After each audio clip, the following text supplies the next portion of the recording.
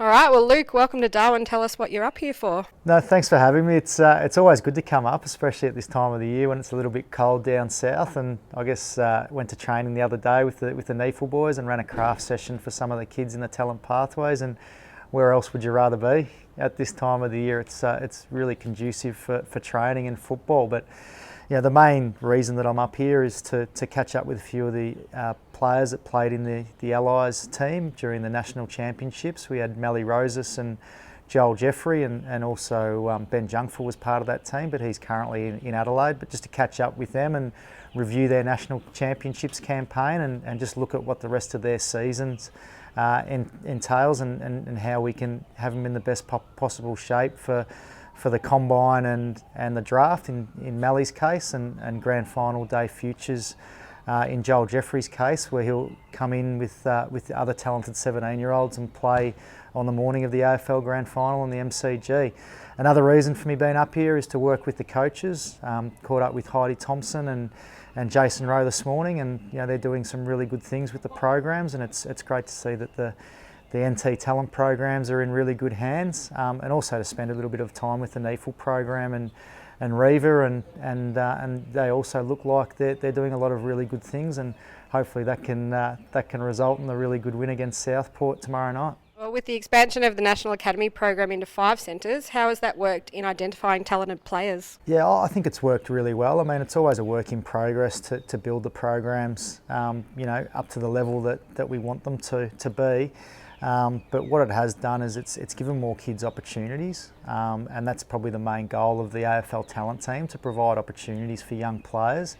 And we see that we have had 3 NT boys be in the program this year, and hopefully that continues to build in future years. But basically we've gone from giving specialist coaching and experiences to 60 players across Australia to 150 players across Australia, and that's something that makes me really proud.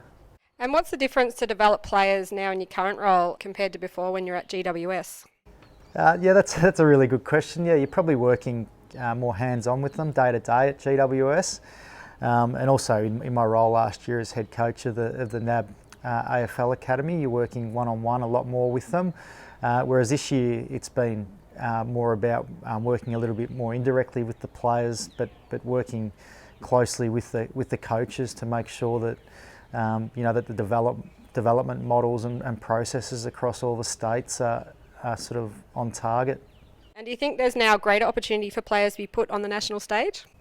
Yeah, I believe so. I mean, I talked before about the opportunities that the programs are now providing for a greater number of players, and that is our number one ambition and goal, to be able to provide those opportunities. So I think that with the building out of our programs and the number of teams that we now have, that we're now starting to see more and more players get opportunities to be able to show what they can do. But we're really holistic in our view about things. We understand that not every player is going to be an AFL player or get drafted, but we've got a philosophy about developing better people and better players, and the people side of it comes before the players. So if players come into our programs, both male and female, hopefully, if they don't end up going places with their football, hopefully they come out of our programs learning some really good life skills that'll carry them throughout their life.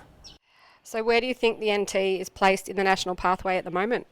No, it's going really well, and as I said before, with our programs, it's always a work in progress, and I think it's important for our staff, and in particular me, to come up here and work out what the challenges are for the NT programs, and to be understanding of that, and just to be able to give a little bit of guidance on what we can do to mitigate that as much as possible. But I'm really impressed. I think that there are really good people up here, leading the way with Wally and the coaches that I mentioned before, and I've been really impressed by the mindset of everyone who I've spoken to, and just their willingness to go the extra yard to be able to help the kids who are under their guidance.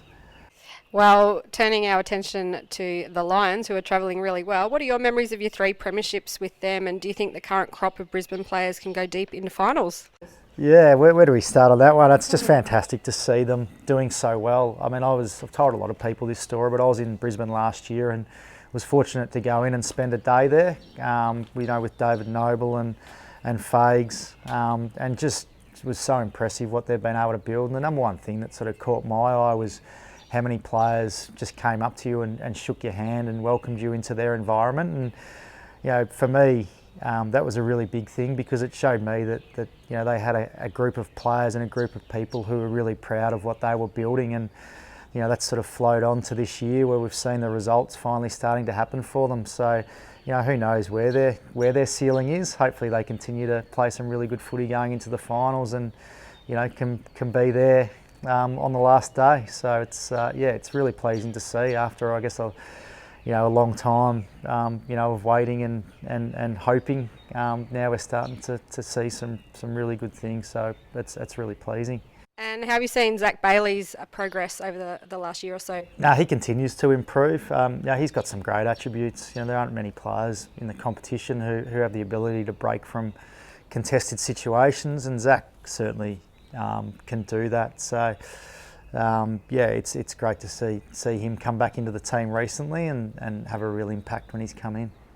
Thanks so much for your time. Thank you.